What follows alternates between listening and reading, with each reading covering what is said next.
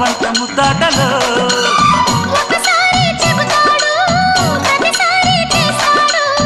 అంటూనే చీపాడు అందంతో రాపాడు